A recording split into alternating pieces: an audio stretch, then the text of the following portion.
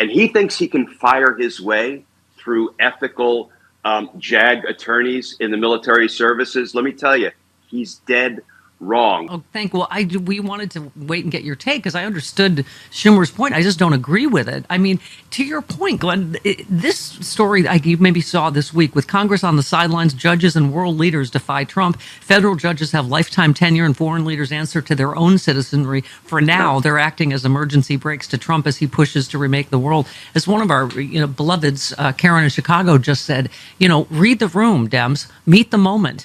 What? If leaders around the world, right, and judges are standing up to Trump, you can do it too.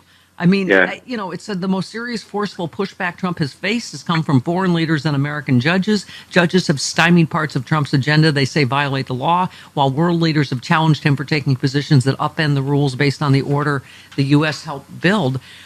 Brings me to me, I think one of the most chilling things I read, Glenn, Defense Secretary Pete Hegseth is expected to start a sweeping overhaul of military lawyers to make the U.S. less restricted by the laws of armed conflict. This is why he's also trying to build a military that is loyal only to him. And at the same time, I have a stack of him again saying invade Canada, invade Greenland, invade the Panama Canal.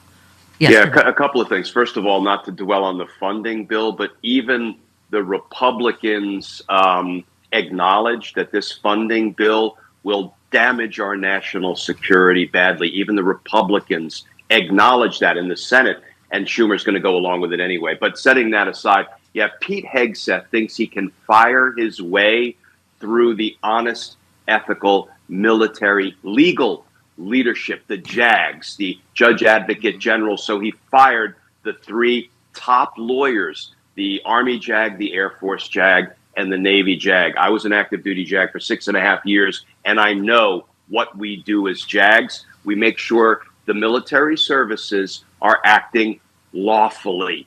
And he thinks he can fire his way through ethical JAG attorneys in the military services. Let me tell you, he's dead wrong, because I was taught in officer basic training, and I was taught again at the Army JAG school, that we must disobey unlawful orders. Every JAG knows that, and firing the three top JAGs will not corrupt the JAG Corps of all of the military services.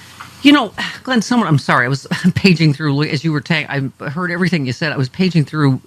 Somebody talked about, I don't know where we are, but I certainly hope ethical people in the military, wherever, if they get one of these orders, that they step right to a microphone.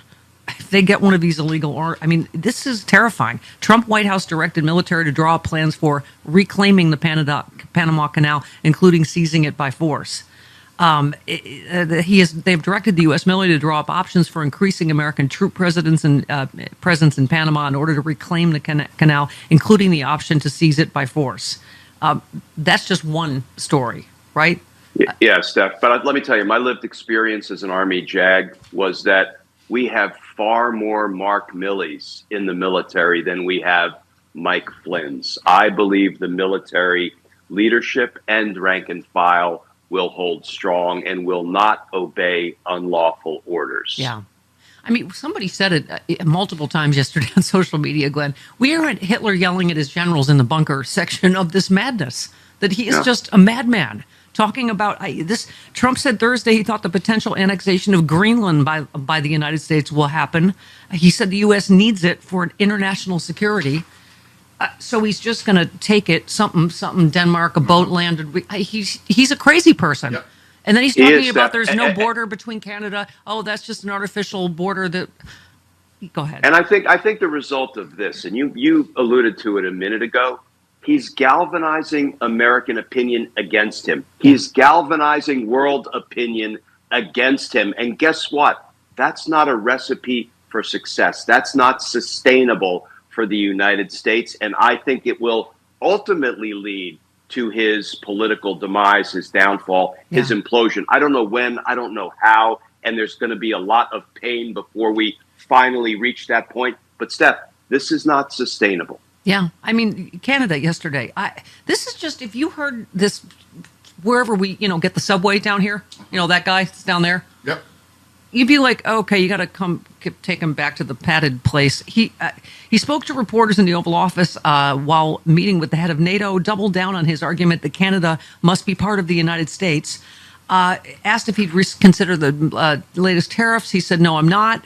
And then he said, we don't need their energy. We don't need their lumber. We don't need anything that they give. We do it because we want to be helpful. I see. Okay. Except he just declared a state of emergency when they were going to take away the electricity that he negotiated. Okay. He said Canada only works as a state. It would be one of the great states anywhere. This would be the most incredible country visually. If you look at a map, they drew an artificial line through it between Canada and the U.S., just a straight artificial line. Somebody did it a long time ago, many, many decades ago. It makes no sense. It's so perfect and so great and cherished state. Keeping O Canada, the national anthem. What? I love it. I love it. I think it's great. Keep it. But it'll be for the state. One of our greatest states. Maybe our great... Someone would have been shot with a tranquilizer dart by now and put in a facility. Nurse, he's out again. Yeah. Yes. Followed by someone saying, nurse, he got out again.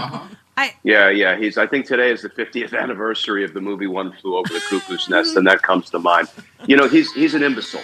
He's an imbecile, and he is a really accomplished con man, because while he distracts us with this, he grifts on a whole bunch of other fronts. And I think that's part of the plan. Keep him talking about making Canada the 51st state while, I try to grab everything I can over here. Oh, hey there, it's Stephanie Miller.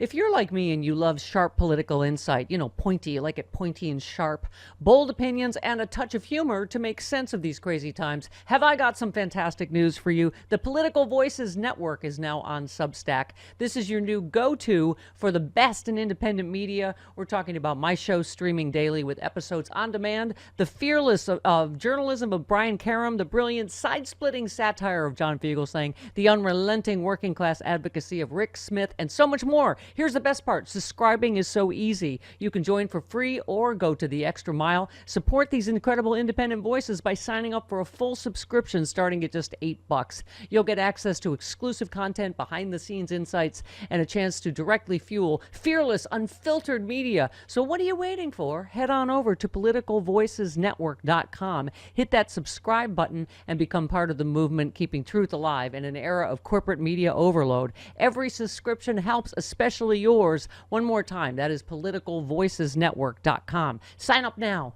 Do it.